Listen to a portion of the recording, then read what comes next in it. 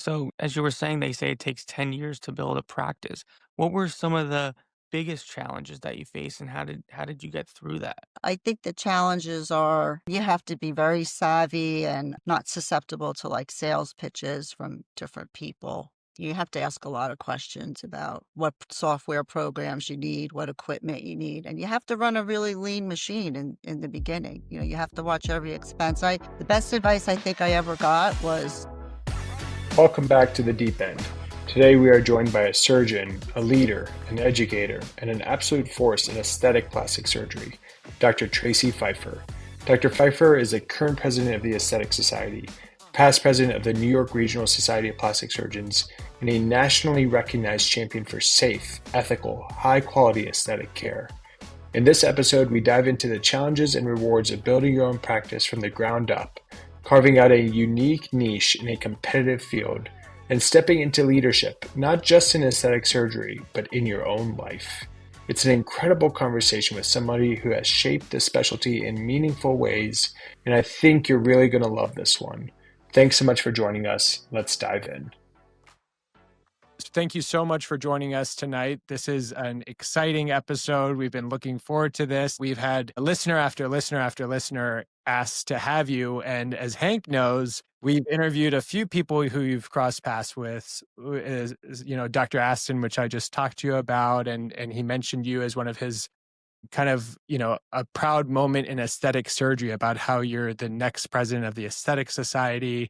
We had Jennifer Walden, and your name just comes up over and over again. So it's just so great to have you. And Hank and I are really much looking forward to this. thank you so much for inviting me. I'm very Yeah, much thank looking you. forward to it. Yeah. So let's rewind in time and go back to your childhood years. What kind of shaped you into who you are today, and what inspired you to go into medicine and even more so plastic surgery? It's a great question. I was actually thinking about it the other day because I was speaking to the residents at NYU about plastic surgery and leadership. And I really just kind of stumbled upon the whole thing. I come from a family of very strong Irish women on my mom's side.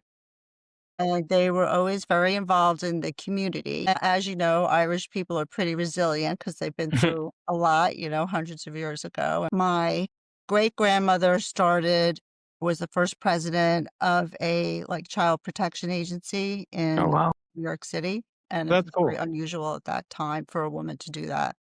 And my grandmother also had a professional career before she was married. And then my mom was kind of a very unusual person for her generation. She married very late, and she had a career in what's the equivalent of the State Department. She lived overseas in Morocco. She's a very independent person. So I think I was always inspired, like, you're not necessarily going to be a traditional person. Like, you're not going to necessarily want to grow up and get married and have kids. That was like never my thing. So, and my dad tells me that when I was about 6 years old, I announced that I was going to be a surgeon. So I have no Wow. idea where Wow. this came from because I have a great uncle who is an anesthesiologist, but I did not know him really. And, everybody in my family was kind of like, well, she's always thought about this since she was 6 years old. Maybe she just like has it in her head. But it turns out that it is what I really wanted to do. So I was just very determined at a young age that I wanted to be a surgeon and I wanted to help people. Mhm. That was always, Yeah. I wanted to help people. And I think that comes from, my family and how I grew up. That's a little scary for me to think that whenever my daughters now, who are 3, 5, 7, and 3 months, say what they want to be, it might actually be a reality. Yeah. When you're young, you're like, you're kind of, free and you're not subjected to what society expects of you. You're so It's right. kind of your authentic you is when you're a child, I think.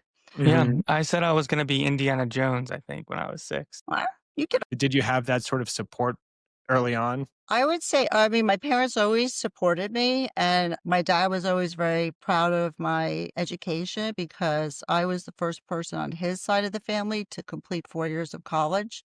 Wow. So, he had gone to college, but he didn't do the whole 4 years. Mhm. So he was always very proud of that fact, and, I think he was concerned that I kind of had this fantasy in my head about being a surgeon and that I didn't Yeah. necessarily know what it meant, to do that. And so I actually, after college, I got a master's degree in management. And then I went to Columbia for a year to do the postbac program there. And then I did a research year at Rockefeller. It was kind of like Wow. Cool. make sure that this is what I really wanted to do. So Mhm. I did Yeah. that and was like, yeah, okay, now I'm going to medical school. So you always kind of knew you wanted to be a surgeon, but were there any pivotal moments or experiences you remember where you decided plastic surgery is where you wanted to go within surgery? No, that's always been, I'm a very curious person. If you believe in astrology at all, I'm a Sagittarian and we're like interested in everything and we find everything fascinating and we ask a million questions all the time. And there isn't anything that we don't find interesting. And in fact, Yeah. when I was interviewing for my residency programs, I was at Beth Israel, I think it was in Boston, and the professor looked at my list of like extracurricular activities, which was, president of this, yearbook of that, student council, like everything. And she's like, you're not going to have time to do all these things when you're a surgical resident. And I'm like, well, I think I'll still, be okay. So everything that I did in medical school, I thought was very interesting, like, even psychiatry. Yeah. I just Yeah. thought everything was really fascinating, but I always love surgery because you have a problem and you can fix it and it's done and the patient is better. And I could never go into internal medicine where the patients have, chronic problems and you don't get better, 100% better. You're Yeah. controlling the disease, but you're not really curing it. That was Mhm. always something for me. So when I did general surgery, I loved all of the surgical subspecialties. Yeah. And I mean, I loved everything. I loved trauma. I loved pediatric. The only thing I didn't really care for was burn. Yeah. Yeah. And my friend was going into plastics, and I had never really considered, plastics. I really didn't have exposure to it. And she said, why don't you do a rotation in plastic surgery? So in my fourth year, that's when I first became exposed to it. Oh, interesting. And I'm like, oh, this is really interesting because it's creative. There's not one situation that's exactly the same as the other. Yep. And then very importantly, you can have a connection like that relationship with the patient, which was missing from the rest of general surgery because, okay, somebody has appendicitis, they come in, you take it out, you don't really see them very often. Yeah. Whereas in plastics, you would develop a relationship with them. Yeah. So I was drawn to it like, immediately. I said, Mhm. this is going to be my home. Yeah. I feel like that's a common theme in our podcast. A lot of times the people who fall into plastic surgery are the people who liked everything and they don't want to be pigeonholed into one type of thing and they don't want to have boundaries and you can operate on the whole body. And it's also interesting that you bring up liking psychiatry because I feel like a lot of Yeah. times we're pseudo psychiatrists as well. You have to be. Yeah. Yeah, you really have to be. So it all is like the perfect mix. It's And I funny. also like being outside of the hospital. I like having independence and I can organize my practice the way I want to. And, I can have staff return phone calls right away. Like all of that independence and control over the patient experience, I think is really something that appeals to me. Do you keep in touch with that friend who guided you towards plastic Oh, surgery? yeah, Yeah. 100%. Yeah. Yeah. It's so funny how life works in that way because you wonder if she came up to you and said, "Hey, think about cardiac." Like, would you have been a cardiac surgeon? You know? Well, it's interesting because we did have a in our general surgery, she was maybe 2 years ahead of me. She did plastics, and she did a fellowship with Dr. Aston at Manhattan Uh-huh. Eye and Ear, and then she actually changed course and went back and did a cardiothoracic fellowship, and that's Yeah. what she Oh, Yeah. Wow. That's so interesting. funny. Yeah, really interesting. Yeah. Well, it's even Dr. Aston was talking about how one of his early interests was cardiac, and we've heard that from a number of guests too. So I feel like the technical aspect probably is what engages Yes. people. Yeah, you have to Tell be really precise in cardiac. And so then what then pushed you further into the world of aesthetics? Well, I did a breast fellowship with Dr. Hartramp, Mhm. who Oh, that's basically wonderful. developed the tram flap. Yeah. And he was a very inspirational person. I just connected with breast surgery. I really liked it. I liked the patients. I liked the creativity of it. So that was kind of very easy for me to decide on that. Did my plastics training at NYU, and at the time we did a lot of hand and craniofacial and a lot Mhm. of micro actually. And I was actually pretty good at micro, and that was before, people were doing micro fellowships and stuff. You're really tied to the hospital. At that time, they were like very long cases, 14-hour cases. And I just thought that's not going to be it for me. And I love, landscape design and interior design Yeah, and I really feel very strongly that if somebody feels confident and happy about the way they look, that it elevates their energy level and it really brings a so lot of true. joy to their life. So I felt like that was the best fit for my personality and how I wanted to have my practice develop. Yeah. Yeah. And then to think about New York and how competitive that market is, especially when you think about aesthetics and every corner you turn, there's a new aesthetic office. How did you kind of go about carving your own niche? I mean, it took a lot of time. I remember, Dan Baker would tell us, it's going to take like 10 years to really build a practice.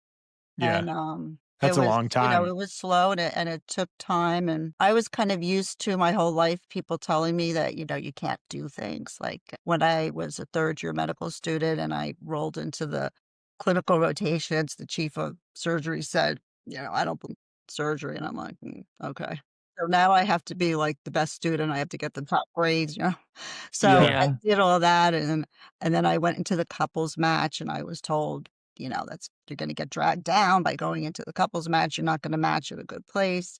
And I matched at Cornell, and it was fantastic. Then I'm going to apply to NYU, and people are like, "Well, you're not going to get into NYU. Cornell and NYU have a rivalry. They're never going to take you." So I thought somebody's gonna do it, so why can't I be one of the people that's successful? Yeah. And initially, I reached out to people who were in practice for a while, and I said, "Hey, if there's any cases that, you don't really wanna do anymore because you're, so busy, your practice is so full, send them my way." Well, that's so And I great. started doing a lot of revision breast surgery for, like, augmentation patients, and that's how it got started. Yeah. It's funny. I feel like we have a Lou Bucky here. I feel like sends me some revisions because I was one of his mentees through this through my training program, and so I definitely have embraced that as well. And it's nice. It's a nice way to start your practice. Yeah, it really is. And of course, I knew Lou because Lou was ahead. He was a fellow in plastics at Memorial. Yeah, that's So, right. yeah, yeah, Lou's great. So, as you were saying, they say it takes 10 years to build a practice. What were some of the biggest challenges that you faced, and how did you get through that in the I mean, beginning? starting a practice is really hard, and we don't have any business education, I whatsoever. know. I didn't have any guidance in that regard, whatsoever. And then financially, you have to accept to be in the red for a little bit, right? Yeah, Yeah, Yeah. yeah, for several years. which is And terrifying because you're just assuming that at some point you're gonna be okay. Yep. Yeah, if I didn't have the support of my better half, who went into cardiology, I don't know what I would have done. It would have been much more nerve-wracking than it was. But I think the challenges are, figuring out how to do budgets, how to hire the right staff, spending the money in the right places so that it makes sense for you. Like, you have to pay money to have the right staff because they're the backbone of the whole operation.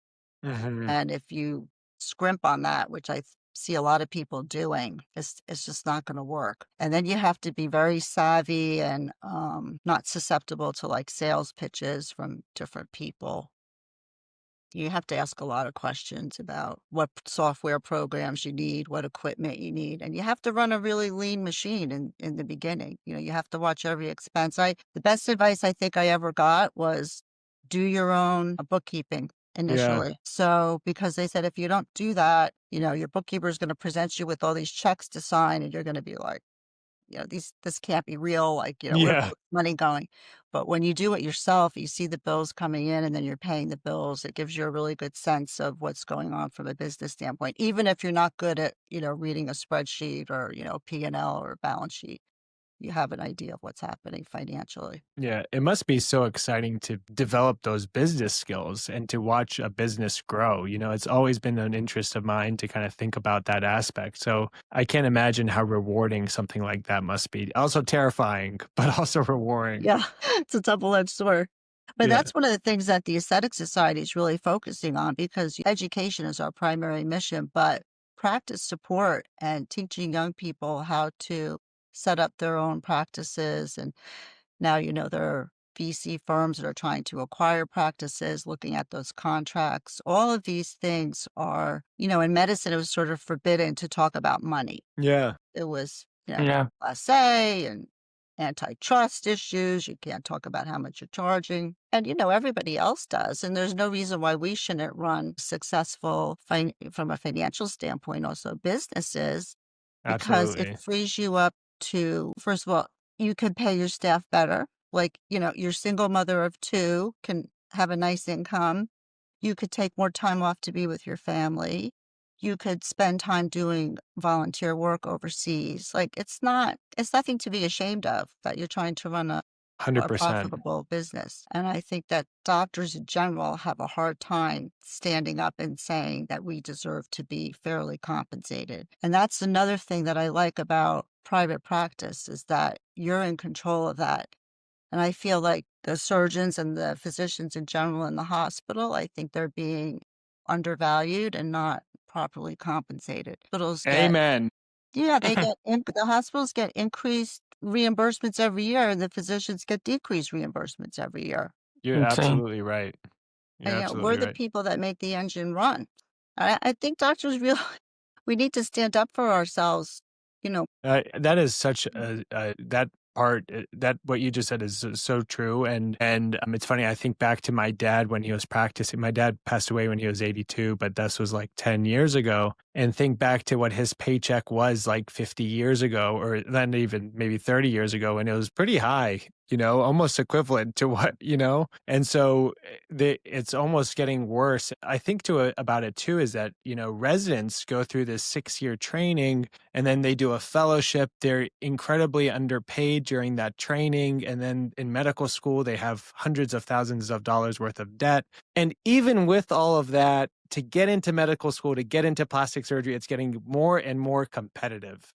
And it's crazy if you stop and you think about it. It's like they're undervaluing you, but that being said, more and more people want to do it, I know. And Interesting. the other thing that's not great about, like, the whole selection process is that there's this heavy emphasis on people having done and published multiple research papers. Yes, And I think that's really getting away from the totally. other very valuable skills and talents that people can bring to plastic Mhm. surgery.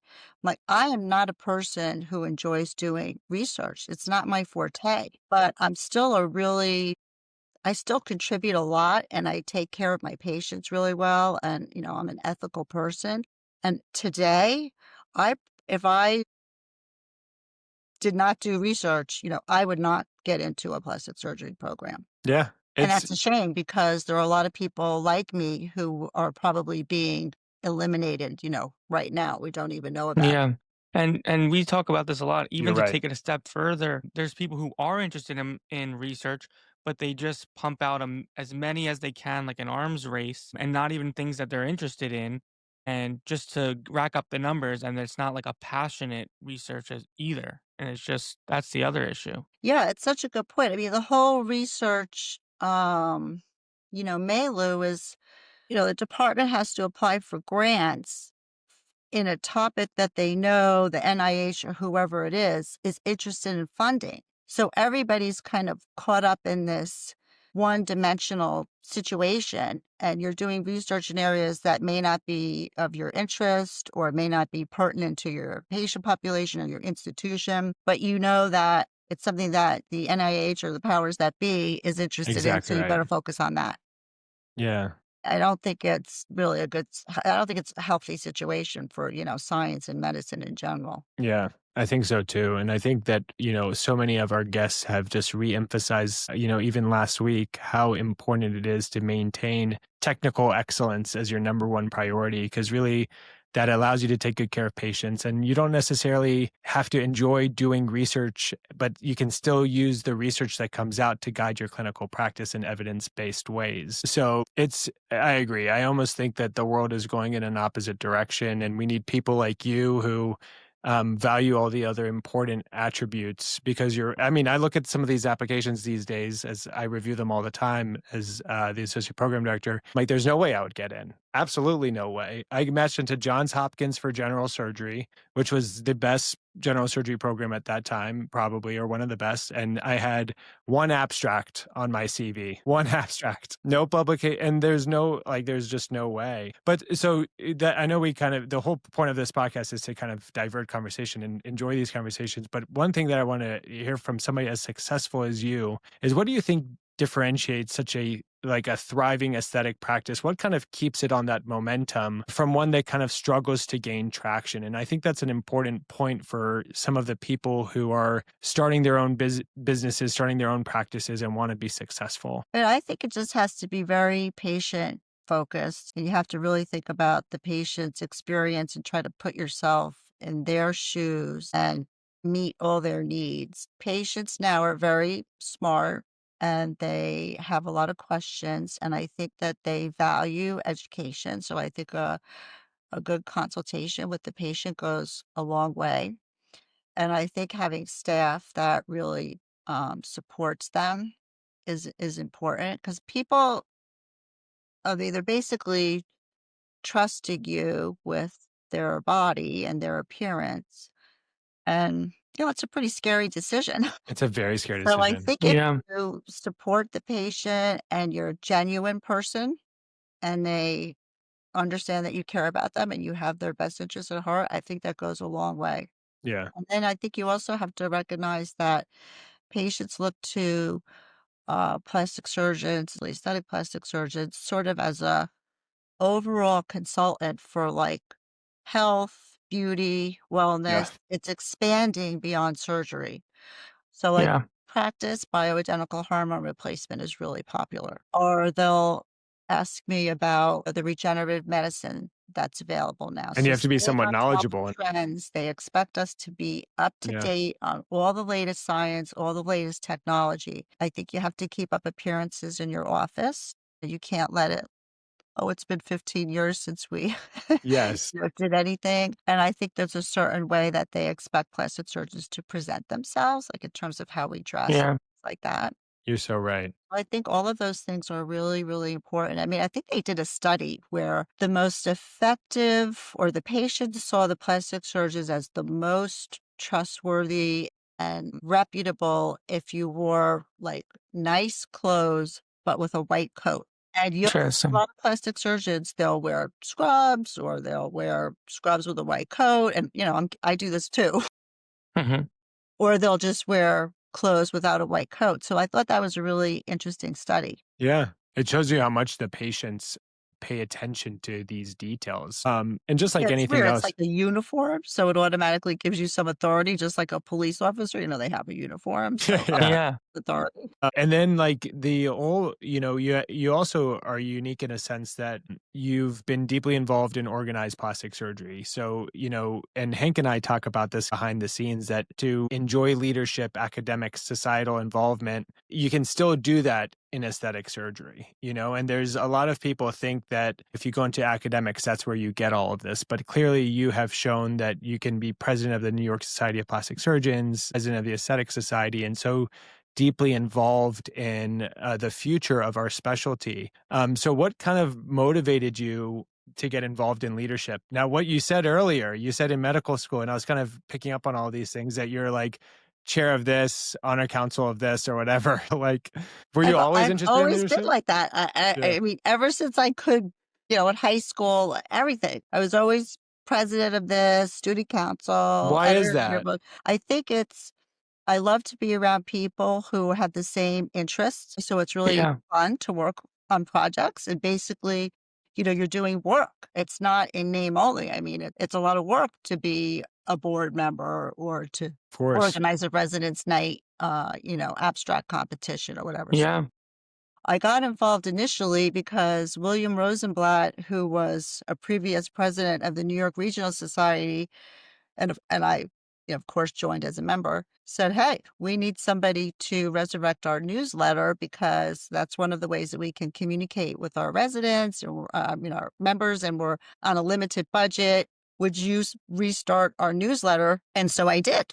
And so I'm writing all the articles and working with my girlfriend who's laying it out, and we're mailing it out to people. And so that was one thing. And then I said, well, let me look and see, who is in ASPS that's not a member of the New York Regional. And then I sent like a personal letter and all this stuff to all these Wow. people and invited them to join. And, we had like 40 new members from that. So like, oh, this is good.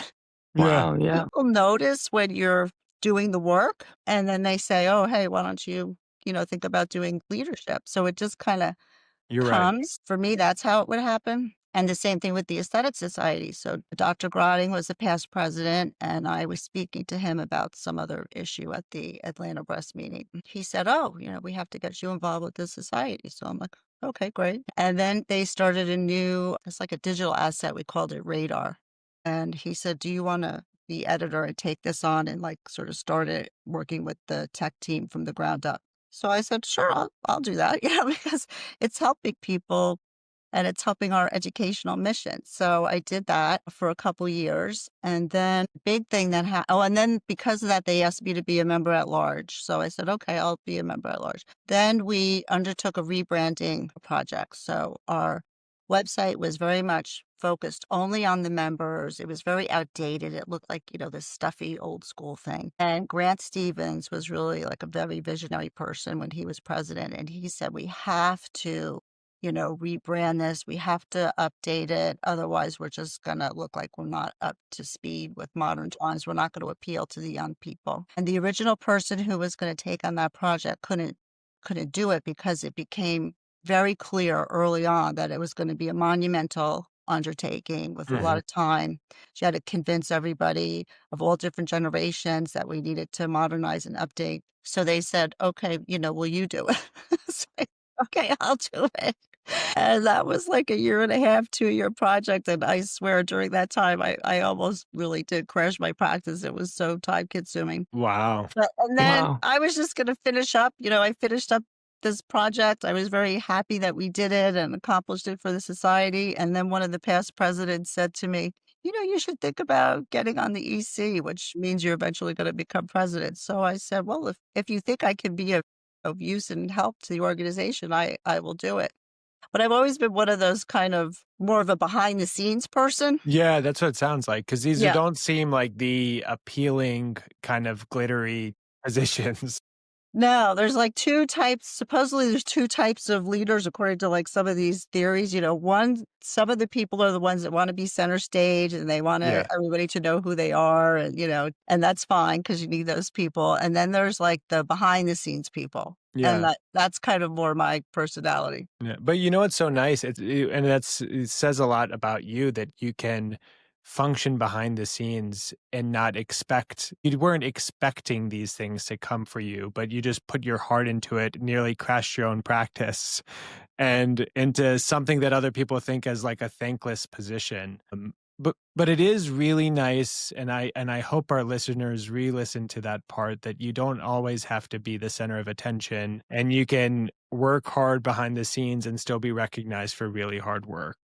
100%. It's not that people won't recognize you because Yeah. they will. Well, kudos to the people who recognize you because that makes me really happy that people actually pay attention to merit and hard work. Exactly. And that's what you need. You need people who seek out those people who are doing it for the good of the organization, the community, whatever it is. They're not Yeah. doing it for their own self, aggrandizement. And really, most of the people in society are very dedicated to the cause, the mission Yeah. of education. So we're very blessed that way. Yeah. So how did you feel when you finally found out I'm gonna be the next president of the Aesthetic Society? Was it, that's kind of the pinnacle. You're an plastic surgeon, and now you're gonna be the president of the society. I mean, it's almost like incredible, full circle, you know. I Was don't it like a even mail know. was it like an envelope in the mail? Was It's it like an winning It's the email? like an the House of Oscar. God book where the guy keeps getting the invitations to join things. Well, once you're selected for the executive committee, which Then starts you with know. the secretary treasurer, then it's almost like an automatic ascension, which is Gotcha. different from some other societies. Once you're president elect, it's definitely automatic that you're going to be president. I mean, something Yeah. really, significant would have to interfere with that. But we've never had anybody, drop out of the lineup like that. So, Yeah. but theoretically, along the way, you're reapplying each time from secretary to treasurer, treasurer to Yeah. vice president. Yeah. Yeah. And you were talking about there's different kinds of leaders. There's ones that like to be in the front, some that like to lead from behind the scenes. But overall, what do you think makes a good leader, since it seems like you've been successful every step of the way of being a great leader? I think it's like a combination of things, and it depends on the situation that you're in. Like, you can't be the same type of leader in your family that you are in the Hmm. like the operating room, for example. Yeah. Within the society, I think you have to have a vision for what you think the organization is or should be. I think you have to respect the heritage, but then you also have to think ahead, like 5, 10 years. How Mhm. are things Yeah. changing and how do we need to adapt? Because organizations move slowly, which I'm not against that. So you have to slowly evolve and incorporate things so that you're maintaining your relevancy and your members still see the value, of being a member.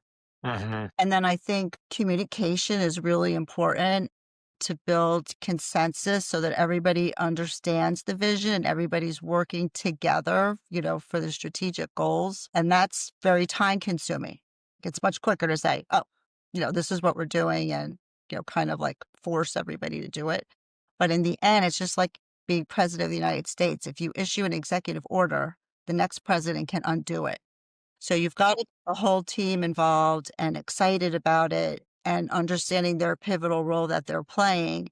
And everybody understands the strategy and why we're doing it this way. Because if people don't understand it, if you don't allow people to express themselves, if you have meetings where people can't speak, then because they don't have full understanding, they could not throw their full weight of support behind an initiative. And in the worst case scenario, could actually try to undermine it. Yeah. And that's the last thing that you want. So, and I think a lot of acknowledging people's, participation and their ideas. It's very important to let people speak. Mhm. Yeah.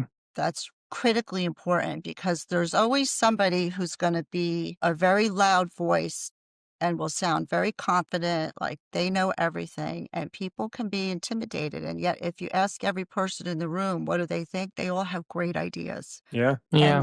observations and insights that, you didn't think of. Yeah.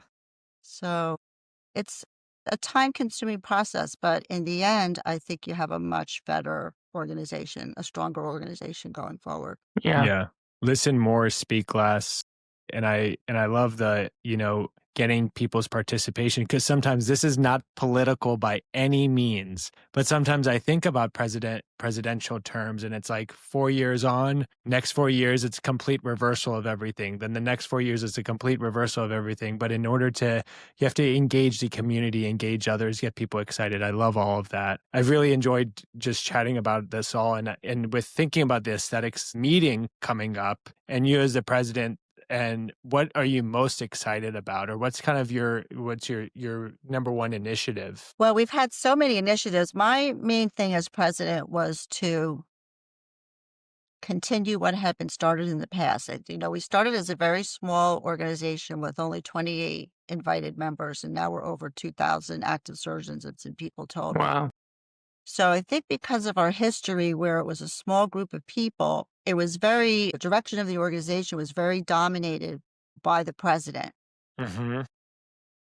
Because it's hard to get everybody moving in the right direction, sometimes people would come in with an initiative and kind of push it through. So I felt it was very important to identify all the strategic initiatives that have been started in the past, and then how can we continue to support them and expand them. And then very importantly, I really wanted to focus on our marketing and our communication because we want the public to recognize aesthetic society members as the go-to people for their aesthetic procedures, whether it's surgical or non-surgical. Yes. And so that has really been a big focus of mine. And when we did the rebrand, we worked with a creative person who continues to work with us today. And for example, we just had a facial and rhinoplasty meeting in Boca Raton. And normally we would get, well, I won't say the exact number, but using new digital marketing strategies, we doubled our attendance.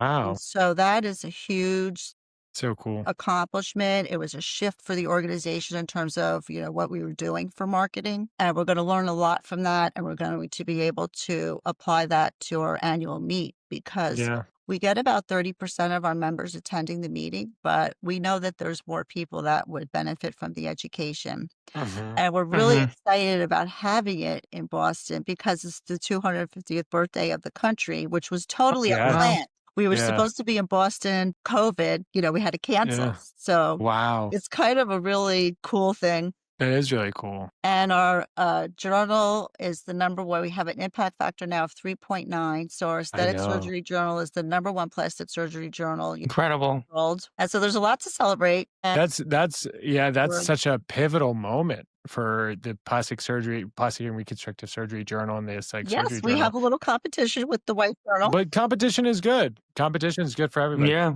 And Hank Yeah. might be going to the aesthetic meeting this year, maybe. I have Yeah. Yeah. I would And then love we're going to to. be doing some special things like we've again because of our history, it's kind of like we waited for people to come to us, Mhm. and now we're reaching out more to people. So we're going to be doing some special things for like people who are members that are first time attendees to the meeting and also people who are new members coming to Yeah. the meeting. So we're going to be doing some special things for them.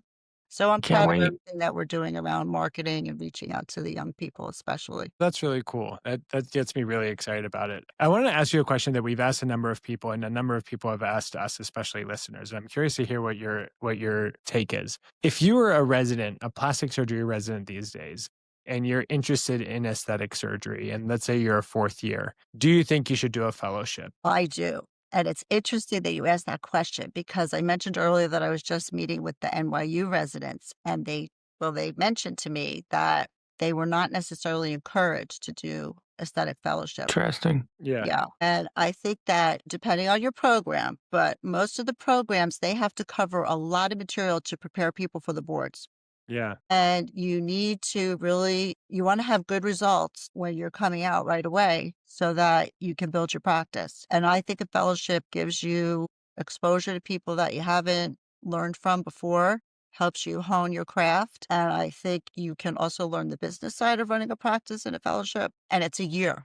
I mean, we have about 40 aesthetic fellowships and we fill them every year. I mean, we could use more fellowships. So Yeah. I think you meet people, they can become your mentor, you could do papers with them if you want to. They can maybe get you on the podium at some of the smaller meetings if that's what you're interested in. I mean, to me, there's like really no downside to it at all. Yeah. And I know you asked me earlier about what makes a successful practice. I think another thing for young people Yes. is to focus on like 1 or 2 or 3 procedures. Don't try to say like you're the go-to person for everything. Mhm. You love rhinoplasty? You're the rhinoplasty guy. You love, whatever. Body contouring? You're the body contouring lady. And then you Mhm. push that everywhere in all your marketing, on your website, when you're talking to your patients. And before you know it, you will be You're that that person. person. Yeah. Mhm. Yeah. It's funny. I had a resident just yesterday ask me if they should do an aesthetic fellowship if they're interested. And that was my response to them, mainly because everyone we've gone on the podcast that's a leader in aesthetic surgery has said just that. And you're right. I mean, I think one of the most valuable, I did the Memorial Sloan Kettering Fellowship like Lou. I think one of the most valuable aspects for me was the mentorship and the networking, but they even beyond the fellowship, like once that year is over, they're still, just like you said, inviting me to do stuff. Like I was just put on a committee today by my program director from fellowship. And so that's such a valuable year that goes beyond just observing and doing Yeah. more cases. It's all of the other stuff. 100%. I couldn't agree more. Yeah. And this is such an important thing for me to kind of talk about. I wanted to hear from you because I have 4 daughters and I have 3 sisters. And you serve as such an inspiration to so many of my mentees that are interested in aesthetic surgery and plastic surgery, particularly the women in the field. And I'd say kind of what has allowed you to overcome the challenges, like when you've had the people in the past say, you can't do this. Is it things like that that have made you want to do it even further and be even stronger? And then what advice would you give women residents and fellows who aspire to build a successful aesthetic practices or take on leadership roles? Well, I think that you're the leader of your own life. Like, because I've been thinking about this like the past couple of years. I think you're the leader of your own life. So if you allow people to limit or define what you're doing, then they're the leader of your life. And if you're conforming to some kind of societal standard or whatever it is, you're not in charge of your life. It's kind of like when people talk about don't make decisions based on fear. It's kind of like the same thing. And when I think about, people who have inspired me, I don't know if people remember, but Dr. Elizabeth Morgan wrote a book called The Making of a Woman Surgeon. And she was like a young protege. I think she went to college when she was 16. And she ended up going into plastic surgery at a time when there were not a lot of women, plus she was young. So it was very difficult for her, but she did it and she didn't let anybody, define her. Later in life, she married and she had a daughter, and she was concerned that the husband, the father, was abusing the daughter. Mm. It was a court battle and he won custody, and she was so concerned that this was going on that she basically put her daughter into hiding with her parents and she wouldn't reveal her whereabouts, and she went to jail for like over 2 years, Oh my gosh. her daughter. So that was always a big inspiration to me that, follow your own principles or what you think is right and don't let anybody define you. And I'm not a person that I would say is like a feminist. Sometimes when I talk to other women who I think that they think they're feminists, and I guess they are feminists, but they're, like, unhappy with the environment that they're in, but you can't change the environment. So what you can do is be, outspoken, advance yourself, speak your truth, and not everybody's gonna like it, and that's okay. Yeah. It's okay. You could still succeed. They're not necessarily gonna give you permission, and it's not because, men or other groups are against us. It's just that that's the environment that has developed from a societal standpoint over, hundreds of years. And there are lots of men who are very supportive of women in plastic surgeries. Find those people because Yeah. they will help you. Yeah. Yeah. So I just think like don't worry about what other people are saying about you or think about you, because you can't make everybody happy. And especially in any leadership, you're not gonna make everybody happy, which includes the leadership of your own life. Like, Yeah. not everybody's gonna be happy with the decisions that you make for yourself. Yeah. And Yeah. that's your thing. So, for women who are going into aesthetic plastic surgery, I think we're in a very good position because women are drawn to us. I mean, I know people don't like us to say that, but women Yeah. are drawn to us, especially for certain types of procedures. And I think we have a lot of high emotional intelligence, usually, which helps us really connect with our patients. Like we're very intuitive, and men can have those qualities also. But I do think that women have a collaborative spirit and kind of nature that's been inbred for, hundreds and hundreds of years, that also makes us very successful team builders, within our own practices. So I encourage everybody to pursue your dreams and don't let anybody put any limits on you. There's so many stories of people who, if you looked at the objectively, like kind of from the outside, you would say, oh, that person's never gonna, you know, Yeah. or do anything that they want to do. And they overcome the odds. And Yeah. there's more women in medical school now. Yeah. There's more women in surgery. So Definitely. I think the future Yeah. is bright for the profession, and I think that men and women are more collaborative than ever, and I think it's a very good It situation that is. we're in. It Yeah, really is. that's very well said, beautiful. One other thing I wanted to ask, and thank you again for your time. This has been incredible. I think everyone is gonna find so much value in this podcast. They've been asking to get you on, and if I'm able to make it to the aesthetic meeting this year, which I'm hoping to, it would be great to reconnect. Um, Yes. But so overall, you've accomplished so much. What do you think has been the most rewarding in your journey so far, both from on a professional level and a personal level? And professionally, I would say building my dream practice is Yeah. probably the most significant thing that I've done. And the patients that they write you thank you letters and they tell you, what a difference and how happy they are. Those are very important things that you can't Absolutely. replicate. So a girl coming from, public school in New Jersey and having a practice in Manhattan, that was like Public school. big thing for me. In terms of like life overall, I think I'm happy that for the most part, I've been able to protect my principles and try to be, live an honest life and do things for the right reasons. And Yeah. sometimes it's not easy for anybody, but I think I'm most proud of trying to do the right thing, as often as I have the power and the will to do it. Yeah. So and if you it's hard to sometimes live like this, but if you could go back and maybe thinking back to your younger self, is there any advice that you would give her and perhaps, in order to avoid something or change your path back then, is there any advice you'd give your younger self? Yeah, I would tell my younger self to be more sensitive to other people's feelings and their perspective because I have a very like strong view about like this is the right path and I think you have to recognize that I think it's like 98% of the people, but maybe it's a little bit less. I think that some people can see like very clearly what the future is, and most people it takes a little bit of time for them to adjust to that. And I think it's about like 5 years, maybe a little longer. So I think you have to be patient with people. So I would tell my younger self to be more patient and understand that people eventually will see things, but it just takes some time. I mean, everybody's just on their own schedule, so you can't like force people to, kind of think the way you think or see things the way you think. Yeah. To have a little more patience. Yeah.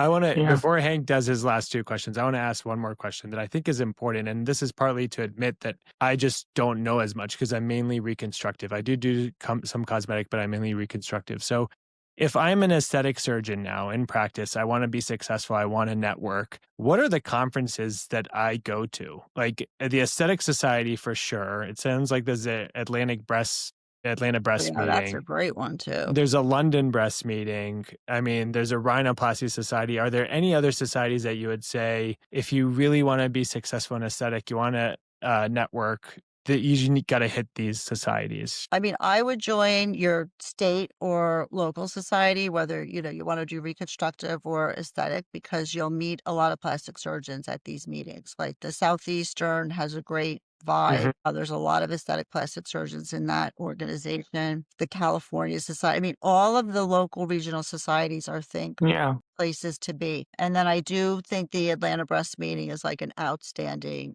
Hmm. meeting and, the meet covers a lot of stuff. I mean, there's so much going on, you can't figure out which route Yeah. you wanna go to. And it was the last year of the Finding Baker a Gordon. mentor too, finding a Yeah. person that you can connect with, because there's fantastic overseas meetings where you might not, you may not be presenting there, but you're gonna learn a lot.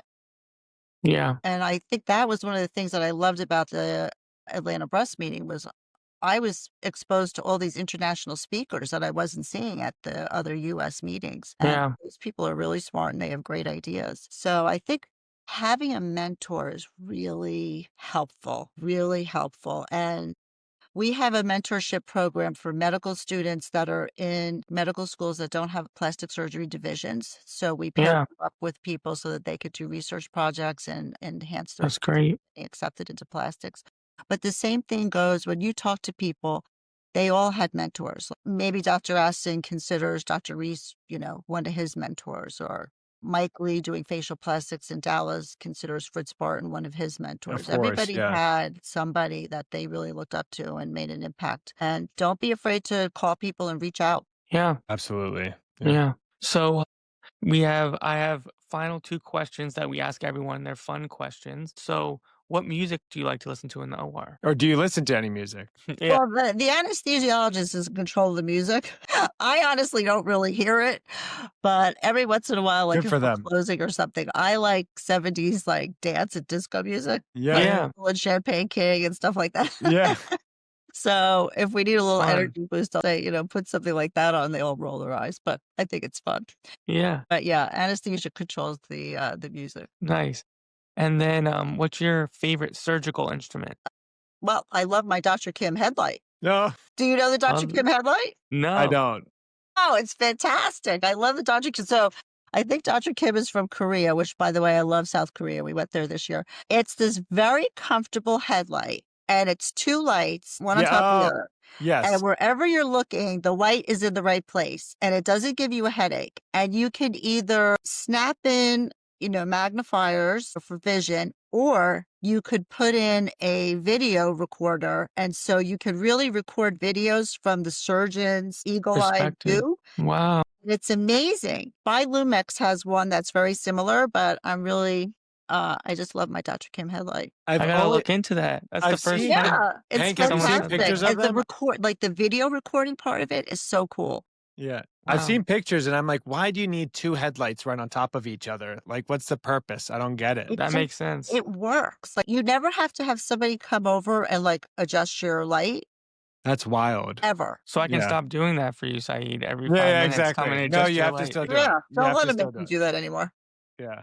Well, thank you so much. I mean, I think selfishly, I could talk honestly and I'm not just saying that, I could talk for hours. And I think it's so great just to get to know people even better, because I feel like the societies and conferences sometimes are just broken records and we don't get to dive into what's important and what's meaningful. And so I can't thank you enough. We probably could have talked for much longer, but I appreciate you taking the time out. And I think it'll be a very timely release of this podcast, particularly with you being the president of the society. Thanks again. Well, thank you, and I do wanna say one more thing before we wrap up, which Yes. is that as I go around to all the regional meetings, and I listen to the reconstructive surgeons, my toughest case, my best save, I am blown away by what the reconstructive surgeons Yeah. are doing. I mean, it is incredible, Yeah. and it's really heartwarming to see what everybody's doing to really impact patients' lives, and it's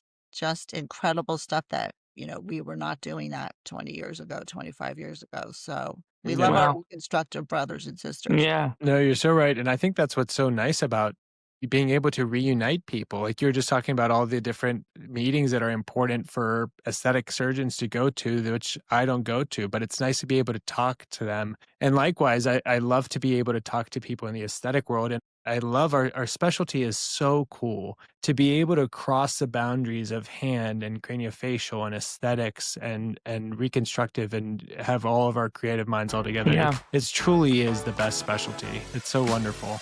100%. Thank you for listening to The Deep End, a plastic surgery podcast. If you've enjoyed today's conversation, please like, subscribe, and leave a rating on Apple Music or Spotify. Video from the podcast is available on Instagram and YouTube at The Deep End Podcast. Join us again soon for more conversations with luminaries and experts in the world of surgery.